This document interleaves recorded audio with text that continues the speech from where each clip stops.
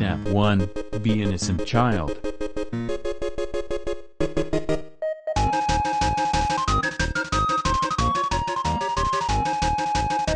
Step 2. Watch TV for fun.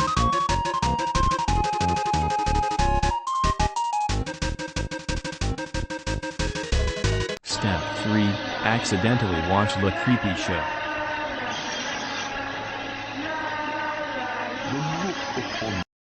Step 4. Be unable to sleep at night, too afraid of what you've seen.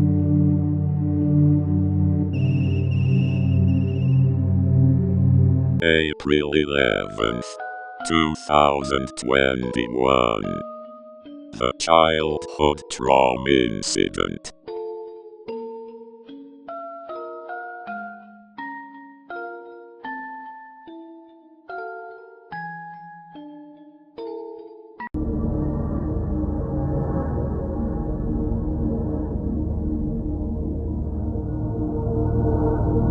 Childhood trauma.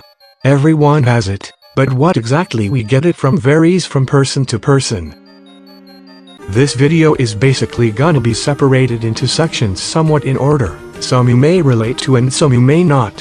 For section 1, we'll be covering nightmares, more specifically a nightmare I had as a small child and another I had as a less small child. The first nightmare was the most impactful. One night when I was around 4 or so, I was lying in bed sleeping as normal, when all of a sudden a horrific image floated into my dreamscape. A giant airplane with sharp teeth and evil eyes began to eat smaller airplanes. And that's it. Not that scary now, but back then it was intense. I vividly remember being so freaked out I had to sleep with someone else for comfort. The second nightmare, however, was pretty bad even today. I was taking a nap during the day because I was home from school for some reason. I was probably around 10 or so. As I slept, I dreamt I was trapped in a house. Something was pursuing me, though I don't know what. Near the end of the dream, I had to run into the attic and could hear it coming up the stairs, telling me I needed to wake up. I woke up in fear, realizing I was outwardly begging to wake up like I had been in my dream. Pretty crazy stuff. I've also had sleep paralysis once, but it really wasn't anything too crazy. Just an intense loud whooshing noise and pitch black. No demons. Next up we have the true TV show, Most Shocking. Now of course when you're older this show probably won't mean much because it's pretty much just life. However, when I was around 5 to 6, I wasn't really fully aware of what the real world was like. I'm not sure if I thought it was better than it was, or if I just never thought about it.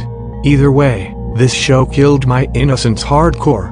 I remember being at my grandparents' house, watching this show non-stop for hours, horrified at what I saw. I couldn't look away, but each second made it worse. Afterwards I was much more paranoid, afraid someone would break into the house any second or that I would be killed. I had dreams about stuff like that for years and occasionally still do. Really, this still affects me today in a way. I'm definitely still pretty cautious and aware. If anyone relates to this one, comment below. I'm curious. If you recognize this YouTube channel, you might know what I'm about to talk about. For those who don't know, Cinex Top 10 was an anime-based countdown channel that made videos from around 2008 to 2011 or so, I think. I used to watch their videos all the time when I was young, and even today have watched a few for nostalgia purposes. I'm referring to a couple videos more specifically. The first video or videos in this list are Top 10 Traumatic Experiences in Anime 1 and 2. There are really two specific scenes I'm referring to in this case. The death of Afro's father in Afro Samurai and the massacre of Kenshin's clan from Rurouni Kenshin. The real reason the first scene stuck with me so badly was because of the fact that Afro had to look at his father's decapitated head as he cried. Something about that stuck with me as a kid. Even now, although it doesn't affect me much, it still sticks with me in a certain way. Similarly, when Kenshin's clan got massacred, his mother's final words to him right before she died and the raw fear associated with him hiding from these people brutally massacring everyone around him with no mercy really got to me. Besides that, the other videos that got to me were top 10 craziest ways to die in anime and top 10 most brutal anime characters. The raw violence and extreme nature of some of the clips just killed me at the time. I wasn't used to seeing any type of violence on that scale, even fictionally. I even remember being scared of Ken from Fist of the North Star because of the way he massacred his enemies in the video. Just insane. I could go on about Goosebumps forever. I'm sure a lot of people will be able to relate to this one. Instead of going on and on about every single Goosebumps moment that scared me, I'll take care of the big ones for me personally. It came from beneath the sink. Was one of the first ones to scare me. The book cover just stressed me out. I checked under sinks for a while after that, hoping no type of alien creature is lurking under it. I can't actually remember my experience with the book, but that cover terrified me. The next large one is of course, the Haunted Mask. Or the Haunted Mask 2? I can't remember. All I do remember is that when I saw a white floating mask with a horrifying face, I screamed and ran out of the room. Granted, this show is extremely cheesy now, but it doesn't take away from how terrifying it was at the time. An additional one I'd add for this segment is a clip from Go Eat Worms, where the wriggling mass of worms in the box pulsates and moves. It creeped me out super badly when I was younger, and it still is one of the first things that comes to mind when I think of Goosebumps today. SpongeBob, one of the best shows of many people's childhoods. I love SpongeBob a lot. It's still one of my favorite shows to this day. I've been watching it for nearly my whole life, and with that comes certain memories from my early childhood that creeped me out. Really not much got to me though. The hash-slinging slasher did stress me out with its anticipation, but the Count Orlok or Nosferatu moment at the end didn't really scare me. The original Halloween episodes didn't scare me much either. Really not much from the show did. But, like many, there was one thing that changed my view of butterflies for a long time. Wormy. This episode in which SpongeBob and Patrick babysit Sandy's pets and end up befriending Wormy before coming back to find him as a butterfly and assuming said butterfly was an evil monster that ate Wormy really scared me as a kid. The buzzing close-ups, which are apparently of a horsefly from a Bill Nye episode, really put me off of butterflies. I knew they didn't buzz, but I did think they looked like that up close. That's really all that got to me, just the close-ups. I'm sure a lot of you can relate to those horrifying moments as well. Let me know. If anyone got those DVDs with a bunch of old holiday cartoons on them, you might know what I'm talking about. When I was younger, I used to watch these DVDs with my family during the holiday season. Most of the cartoons could be odd or somewhat off-putting, but only two actually scared me. The first I'll cover is the Jack Frost cartoon from 1948. Not much really scared me from this that I can remember, except when the little bear gets trapped behind the ice bars by Jack Frost and it seems like there's no hope. For some reason this caused me a lot of fear because of the fact it seemed like he couldn't be saved.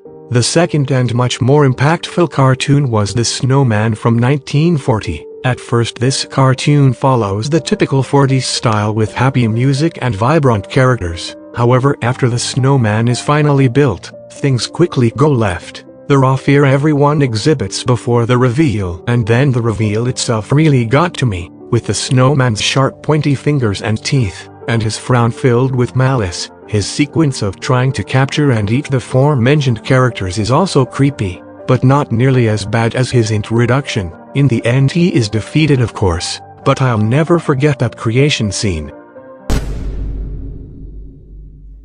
Creepypastas are genuinely something I could go on for hours about. Instead of doing that, however, I'll go over some major moments that apply to this video. My first experience with creepypastas was when I was probably around 9 or 10. I heard a couple of creepypastas on YouTube, but it wasn't the stories that scared me necessarily. It was the background music. The constant creepy chiptune of the Lavender Town theme creeped me out. Little did I know the same guy that originally introduced me to creepypastas, some ordinary gamers or mutahar, would introduce me again with his video on Mario the 13th Hotel a couple years later. The same night I watched that video I binged a ton of stories. By the end of the night I couldn't sleep and ended up having to sleep with the lights on. The next major moment comes from Tats Top's videos. The video itself creeped me out, of course. However, the smile dog portion is what made me shut the video off and rethink my life. It wasn't the original creepy picture that did it, but it was the transformed picture. I can remember the wave of fear that washed over me as I looked into its eyes. Truly horrifying at the time. I'll probably do a more in-depth creepypasta vid in the future. It's something I have a lot of experience with. Courage the Cowardly Dog was of course in the intro of this video. This is a show that didn't scare me as I watched it while it was coming out, but actually a few years later. The video that really began to creep me out about Courage the Cowardly Dog was a video from Watcher of the 2000s called Top 10 Most Disturbing, Scariest, Courage the Cowardly Dog Episodes. Most of the moments creeped me out pretty bad, but like many people, the "you're not perfect" moment truly sent me over the edge. It scared me so bad that I struggled to watch the show after that for a while until I finally was able to move on. The final portion of this video will be on the Walrus. If you've never seen this video, buckle up. To summarize, this video begins with Andros from Star Fox 64 singing Itsy Bitsy Spider before the music and visuals distort for a bit. After this, a video of Sandy Crisp from the documentary The Goddess Bunny plays before the video closes out with a picture of a walrus. If you couldn't guess, the part where she's moving around in such an unnatural way with the speed ups and slow downs really creeped me out. It actually scared me so badly I hadn't rewatched it until recently because I was so afraid to open the video. Thanks to Scare Theater for introducing me to that one, by the way. I started making this video at around 800 subs, but this video is now a 1000 subscriber special. I really can't believe I've been growing so much recently, and I'm always grateful for everything you guys have given me so far. Thank you guys so much for the support. Feel free to suggest more high-effort video subjects for the future. I hope you enjoy what's coming in the future.